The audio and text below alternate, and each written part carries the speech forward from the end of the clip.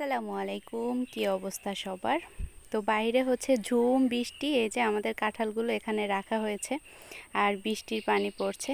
বৃষ্টি হলে খিচুড়ি তো লাগবেই, তাই না? খিচুড়ি রান্না হয়েছে মটর দিয়ে, আর মেহমান আসা উপলক্ষে নাস্তার আয়োজন চলছে এখানে। সব নাস্তা রেডি করে খুব সুন্দরভাবে এই যে টেবিলে সাজিয়ে দেওয়া হয়েছে। নাস্তা রেডি করা হয়েছিল সিঙ্গারা, আর এখানে নান রুটি ছিল, আর চিকেন চাপ ছিল, আর এই যে 2 রকমের হচ্ছে সস ছিল, পিঠা ছিল, আর এটা ছিল নুন মশলা। আজকে কোয়েল পাখির হচ্ছে আস্ত এরকমের ঝাল ঝাল ফ্রাই করেছিলাম। কোয়েল পাখি ফ্রাই কে কে খেয়েছেন অবশ্যই জানাবেন। আর এটা ছিল দুপুরের খাওয়া দাওয়া, ছিল এই যে কোয়েল পাখি, মুরগি ভুনা, আর ছিল পাবদা মাছ ভাজি। তো কেমন আছেন সবাই? আলহামদুলিল্লাহ আমি ভালো আছি। নতুন আরেকটি ব্লগে সবাইকে স্বাগতম জানাচ্ছি। তো আমার ব্লগ মানেই বৃষ্টি থাকবেই, কারণ আমি এখন সিলেটে আছি। সিলেট মানেই বৃষ্টি। রাতে যদি বৃষ্টি হয়, দিনের বেলা রোদ থাকে, অথবা দিনের বেলা বৃষ্টি হলে মানে রাতেও বৃষ্টি হয়।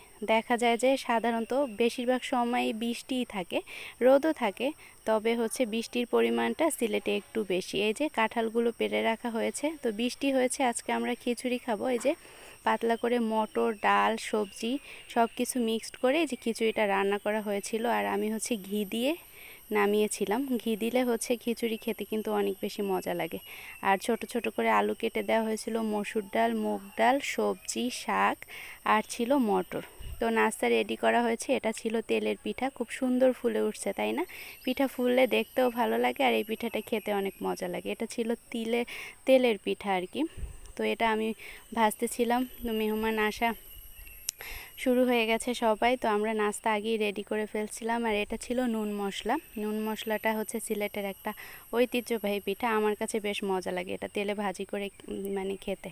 তো এই যে নাস্তা হচ্ছে খুব সুন্দরভাবে টেবিলে সাজিয়ে দেওয়া হয়েছিল। সিঙ্গারা বাইরে থেকে নিয়ে আসা হয়েছে, দেখি বোঝা যাচ্ছে, তাই না? তো সিঙ্গারাটা বাসায় তৈরি করা হয় নাই। আর এখানে ছিল চাপ, তারপরে ছিল হচ্ছে এই যে সস ছিল 2 রকমের, আর ছিল এই যে পিঠা, এটা ছিল তেলের পিঠা, আর ছিল এই যে নুন মশলা। নুন মশলাটা খেতে কিন্তু অনেক বেশি মজা লাগে, এটা গরুর মাংস দিয়েও খাওয়া যায়। আর ছিল হচ্ছে পাস্তা।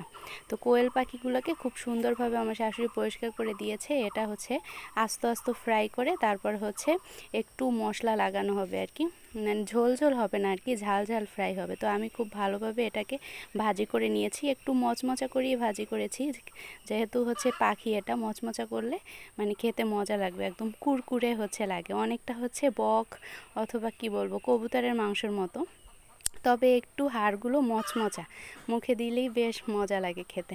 তো এই যে ঝাল ঝাল ফ্রাই করা হয়েছে কোয়েল পাখিটা, আর এটা ছিল আমাদের রাতের খাওয়া দাওয়া। এই যে দেখতে পাচ্ছেন টেবিল সাজানো হয়েছে।